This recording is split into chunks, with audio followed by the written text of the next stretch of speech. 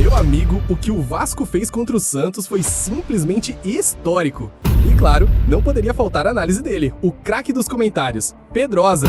Hoje você vai ver o que ele falou sobre a goleada de 6-0 do Gigante da Colina em cima do Peixe. Então já deixa o like, ativa o sininho e vem comigo porque tá imperdível.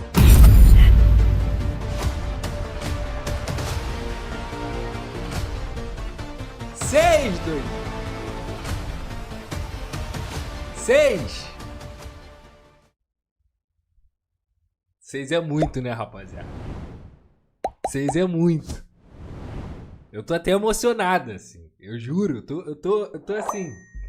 É um negócio assim, cara. Olha. 6. Pô, rapaziada, desculpa. 1000 perdões, tá? 1000 perdões. Tem 10 anos que eu não vejo isso, porra. E assim, eu tô sendo 10, falei 10 aqui, sendo bonzinho. Quero lembrar aqui ao presidente do Santos, que falou lá no primeiro turno, no primeiro jogo que aconteceu, tá? Lá no primeiro turno, que era obrigação do Santos ganhar do Vasco em São Januário. Foi ele que falou isso, o presidente do Santos. Beleza? Então, eu só quero mostrar pra vocês e deixar claro pra vocês que o Santos Futebol Clube não tem nada a ver com a fala do seu presidente. O Santos é muito grande, o Santos é enorme. Mas o que ele fala é, inclusive, uma declaração que desconhece a própria história do clube dele, que teve o Rei Pelé, que era Vasco também, que amava o Vasco e que sempre respeitou o Vasco. E ele também desrespeita a história do Vasco da Gama. É a falta de conhecimento do que é a história do futebol brasileiro.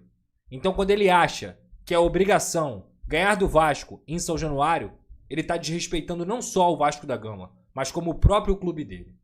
E hoje, gente, com todo respeito, foi maravilhoso, foi prazeroso ver que o Santos do Marcelo Teixeira, e não o Santos Futebol Clube, mas o Santos do presidente Marcelo Teixeira, tomou o D6 do Vasco da Gama, que ele menosprezou e que ele quis humilhar lá no primeiro turno. Ele não ganhou nem aqui, em São Januário, e não ganhou nem lá, em São Paulo. Porque foram 6, Marcelo. Foram 6. Se a gente for juntar os 2 jogos entre Vasco e Santos, sabe quando é que tá o placar geral? Em 2 jogos, 8-1, Marcelo. Então isso serve para vocês respeitarem a instituição, assim como o vascaíno que respeita o Santos, assim como o vascaíno que sabe da grandeza e do tamanho do Santos, serve para o presidente Marcelo Teixeira aprender e entender que aqui no futebol brasileiro, o respeito desses clubes, dessas instituições gigantescas, como são Vasco e Santos, ela deve vir primeiro do que qualquer coisa. Que essa soberba não tinha justificativa nenhuma para acontecer, ainda mais com o Santos, que não vive o melhor momento de sua história. E nem o Vasco. Mas em momento algum, tá? Você pode menosprezar uma instituição como o Marcelo Teixeira fez com a equipe do Vasco da Gama dentro de São Januário. O Vasco foi lá e deu a sacolada em São Januário e uma sacolada maior ainda no Morumbi. E o Vasco também foi o responsável por, lá na briga do rebaixamento do Santos, lá em 2023, quando o Soteldo sobe na bola, foi o responsável por fazer o Santos cair também. Tá? Isso precisa ser deixado claro. Então, assim, fica o claro recado para dirigentes que não respeitam a história dos clubes do futebol brasileiro.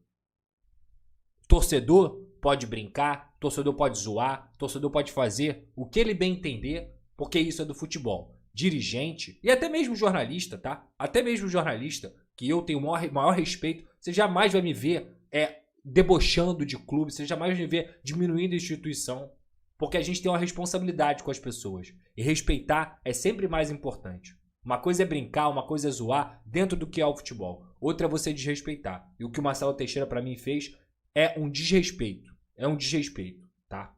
Isso tem que ser deixado claro. Isso tem que ser deixado claro. E por isso é castigo. Isso é castigo. É um 6-0 sonoro. A caixa punch. Que se o Neymar chorou em campo, o senhor Marcelo Teixeira tem que chorar também. Porque ele é o grande responsável pela situação que o Santos hoje está vivendo. tá? Então, fica bem o recado aí para respeitar as instituições dentro do futebol brasileiro. E ó, se o Neymar tá chorando, eu tô feliz. Tô avisando aqui já, hein? Se o Neymar está chorando, se o Clube de Regatas Vasco da Gama está fazendo o Neymar chorar, eu estou feliz. Neymar, com todo respeito, meu camarada, hoje é dia de Vasco da Gama. Aliás, ele não dá muita sorte contra o Vasco, né? Eu lembro muito bem da partida aqui em que o Dedé colocou o Neymar no bolso. E que naquela partida, até na reportagem do Globo Esporte, ele não quis dar entrevista justamente no jogo em que o Dedé botou o Neymar no bolso. E hoje, no primeiro jogo, ele não jogou e agora ele tomou uma sacolada, tomou uma pancada. Aliás, fica um recado aqui, hein? Inclusive pro amigo Gabriel, que é até um garoto que eu gosto, que eu sigo o conteúdo dele e tudo mais. Eu vi uma reportagem nesse ano, cara, eu vou te falar um negócio. Eu vi uma reportagem nessa semana de vascaíno colocando o Neymar na camisa do Vasco. Ô, rapaziada, pelo amor de Deus, acorda pra vida. Acorda pra vida. O teu time, se tu não quer botar do Coutinho, que engoliu o Neymar hoje no jogo, que engoliu o Santos hoje, se tu não quer botar o do Coutinho, tá tudo bem. Poderia ser o Coutinho. Se tu não quer botar o do Coutinho, tá tudo bem. Mas ó, tem Roberto Dinamite, Romário, Edmundo, Juninho Pernambucano, Juninho Paulista, Euler, Ramon, Felipe, Pedrinho, Barbosa, Bellini, Mauro Galvão. Meu camarada, tem quem você quiser. Eu ficaria aqui uma hora inteira, falando só sobre ídolos do Vasco da Gama, ídolos dessa instituição que você poderia botar na sua camisa. Aí você vai botar Neymar na camisa do Vasco? Você tá de sacanagem, meu camarada. Você tá de sacanagem. Sorato, que já meteu gol no Morumbi, ídolo histórico.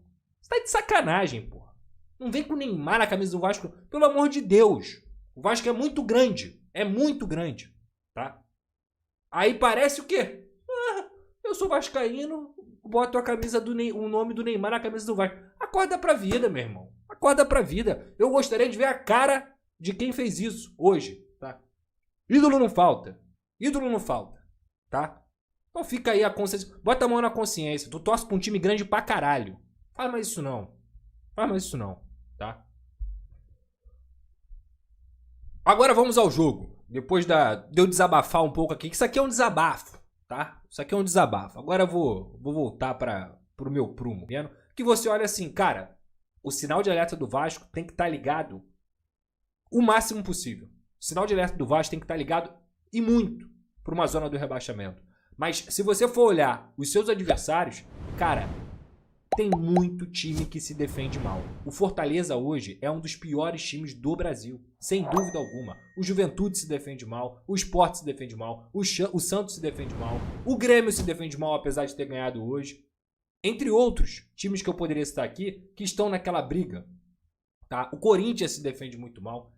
Mas o Santos especificamente, no jogo que aconteceu contra o Juventude, o Juventude poderia ter empatado o jogo no segundo tempo e até virado para quem assistiu a partida. E aquilo ali me ligou um sinal de alerta, cara. Tanto é que eu tava até conversando com a galera hoje e eu não tava com uma expectativa de uma vitória de 6-0. Obviamente não, tá? Longe disso. Mas eu tinha certeza que o Vasco poderia fazer um jogo competitivo dentro do Morumbi, num gramado bom, o que facilita também o jogo do Fernando Diniz, mas principalmente por saber que o Santos é um time que se defende pessimamente. Tão ruim quanto o Vasco na parte defensiva. E aí, o grande detalhe é que a gente fala sobre o Fernando Diniz, e quando a gente fala sobre tudo que representa o Fernando Diniz, a gente sempre falou aqui, o jogo com bola do Vasco melhorou. É inegável. É inegável que o Vasco cria oportunidades. É inegável que o Vasco cria grandes chances. Que o Vasco peca nas finalizações. Com bola, principalmente no primeiro tempo. O Vasco é uma equipe que foi muito bem contra o Internacional. Que fez um bom primeiro tempo contra o Grêmio. Que novamente, na partida também contra o Atlético Mineiro, conseguiu também criar grandes oportunidades no primeiro tempo. A grande questão do Vasco era sempre duas coisas. Primeiro, toma gol todo jogo, uma defesa horrorosa, os números mostram isso, e vou falar muito sobre isso. O que foi? Caiu? Caiu a live? Voltou? Voltou aí pra vocês? Som. A live caiu? Tá, vamos lá. Se vocês estão esperando que eu abra essa live aqui pra te desestimular a comemorar o jogo de hoje, você tá errado. Eu quero que comemore. Eu quero que você entenda que hoje foi um dia especial. Hoje o Vasco foi o Vasco. Mas se você acha que eu vou colocar na sua cabeça de que agora tudo mudou, de que agora tá tudo certo, de que agora tá tudo equilibrado, de que agora tá tudo legal, não tá. Se você acha que eu vou maquiar o que é o Vasco da Gama com esse 6-0, você veio ao lugar errado. Eu não vou. Eu não acho que o Vasco é o time do 6-0. O Vasco não é o time que meteu 6-0 hoje. E o Vasco nem é o time que tá na zona do rebaixamento sendo um saco de pancada. Eu acho que há um meio termo em relação a isso. E eu vou te falar o porquê.